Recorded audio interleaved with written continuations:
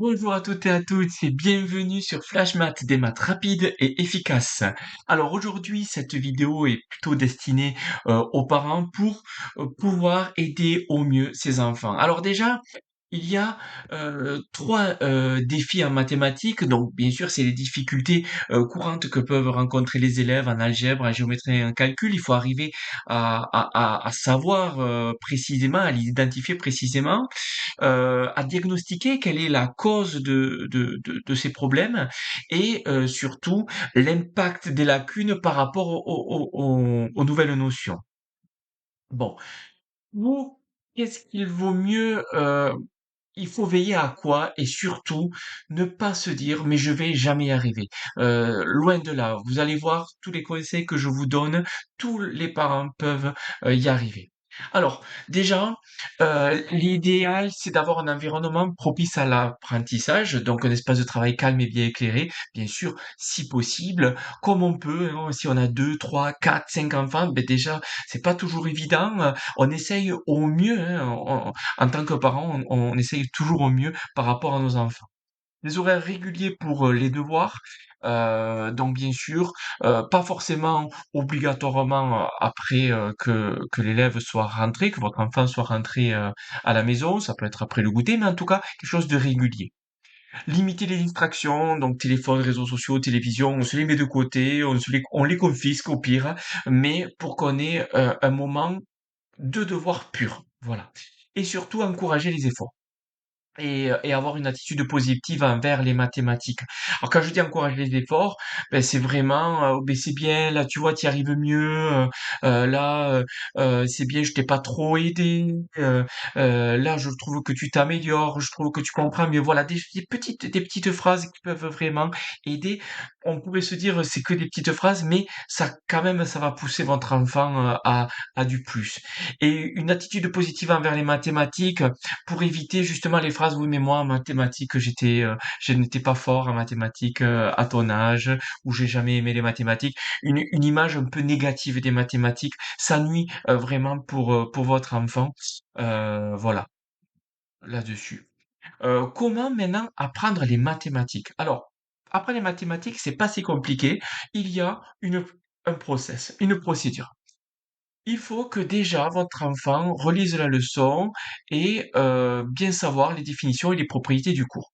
Puis après, une fois que ça c'est su, pas forcément du par cœur mot pour mot comme on pourrait avoir en histoire-géographie ou dans d'autres matières. Non, c'est le comprendre, le lire et le comprendre. Puis après, on fait les exercices demandés. Et les exercices demandés, on les fait au départ sans le cours. Si on bloque, eh bien on revient sur le cours et on cède du cours. Là, à ce moment-là, vous pouvez venir en disant, ben, si tu veux, je peux t'aider. Et même si vous ne comprenez pas le concept, vous vous appuyez sur le cours de votre enfant. Et si vous n'y arrivez pas tous les deux, eh bien c'est pas grave. On va se marquer les questions, c'est mon quatrième point, se marquer les questions au crayon à papier ou sur un brouillon, à soumettre à son professeur pour le prochain cours pour avancer et mieux et y arriver, bien sûr, les prochaines fois. Et une dernière chose qui est un peu négligée des élèves, c'est de refaire ou de relire les exercices qui ont été corrigés en classe, parce que un exercice qui n'a pas été bien réalisé, ou on n'y est pas du tout arrivé, même d'ailleurs, on va prendre toute la correction, donc ça c'est très bien, mais après derrière, si on ne le relit pas ou on ne le refait pas, ben, ça va être très compliqué en contrôle, par exemple, de pouvoir refaire ce même type d'exercice. Voilà. Tout ça, il faut que votre enfant le fasse régulièrement, tous les jours, au moins après chaque séance de cours, donc après une journée où il a eu une séance de mathématiques. Pas uniquement la veille ou juste pour réviser le contrôle. Voilà. Donc, surtout les techniques d'aide aux devoirs, donc c'est de guider, mais ne pas faire à sa place parce que euh, ça va être contre-productif. Si vous y arrivez, ben, des exemples concrets, voilà, ou des analogies pour rendre les concepts mathématiques plus accessibles et compréhensibles. De ne pas hésiter à proposer le brouillon à votre enfant pour éclairer sa pensée, parce que des fois, en faisant des dessins, ou en se posant des questions, en marquant des questions, des choses comme ça sur le brouillon, mais ça éclaire un peu plus sa pensée, et donc du coup, il y arrive un peu mieux à s'en sortir sur son argumentation dans sa tête. Et surtout des exercices qui n'ont pas été faits, ce n'est pas grave. Voilà. Il vaut mieux un exercice heu, mmh, pas fait, mais au moins recherché, plutôt que fait par un de ses camarades ou par internet ou par l'IA ou par ses parents. Il vaut mieux vraiment avoir un exercice qui n'est pas fait. Par contre, il faut montrer au professeur qu'on a cherché à faire l'exercice, et ça, pour ça, il faut marquer les questions à poser au professeur, au crayon à papier sur l'exercice, peu importe, mais voilà, que ça soit un apprentissage actif. Voilà. N'hésitez pas à communiquer avec l'école pour vous rassurer votre enfant, pour rassurer aussi le professeur potentiellement, mais surtout pour vous rassurer. Voilà, avoir des rencontres peut-être régulières avec les professeurs, avoir un suivi en ligne avec les différentes plateformes en ligne de l'école, que ça soit Pronote, Sacoche,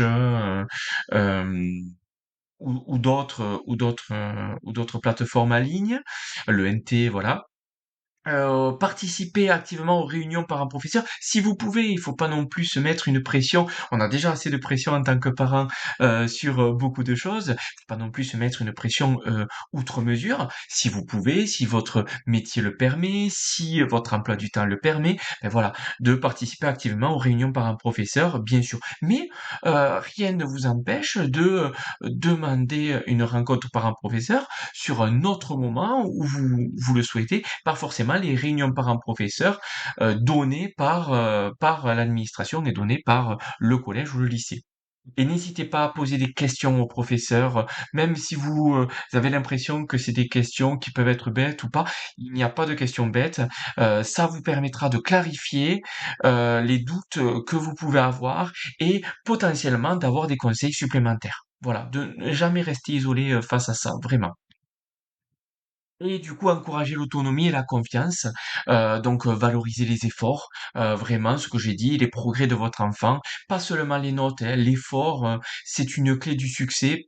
On peut avoir très bien des élèves qui stagnent à 10, 12 ou même à 8, mais qui réalisent des efforts. Mais plus on l'encouragera, plus ça va le pousser à à faire mieux, et à être positif face à la matière.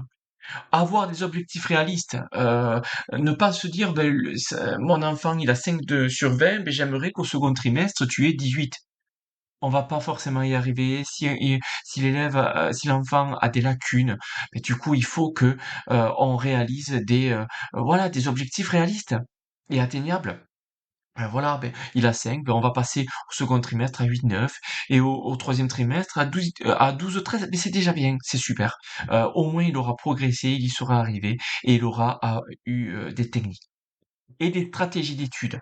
D'encourager votre enfant à développer des stratégies d'études. Alors, il y en a plein de stratégies d'études. La planification des révisions. Il y a comment travailler en études. Travailler en études avec ses camarades, travailler en études avec les surveillants, mais pour avoir justement quelque chose d'efficace. D'avoir de se faire des fiches de révision, de se faire au fur et à mesure qu'on a le cours, de marquer l'ensemble des choses que peuvent dire le professeur en off, pour que justement il puisse s'en rappeler quand il va réviser. Des prises de notes efficaces en termes de couleur, mais aussi en termes potentiellement d'écriture. Alors, on va pas demander à votre enfant, s'il a des problèmes d'écriture, d'écrire bien comme il faut, mais en tout cas peut-être d'essayer de trouver quelque chose qui va permettre d'avoir quelque chose d'attrayant pour pouvoir réviser. Voilà. Tout ça, ça va vraiment cultiver l'autonomie et la confiance en soi de votre enfant, et favoriser une attitude positive envers les mathématiques. Et là, clairement, tout ce que je vous ai dit, je n'ai rien dit sur il faut que vous sachiez absolument additionner, soustraire des fractions. Il faut que absolument vous sachiez faire tous les problèmes de votre enfant. Pas du tout. Pas du tout, du tout. En mettant en place tout ça, croyez-moi, votre enfant va vraiment progresser. Voilà. J'espère que ça vous avait aidé. N'hésitez pas dans les commentaires à, à, à me dire la moindre remarque et je serai là, bien sûr, pour vous. Passez une bonne journée et en avant les maths!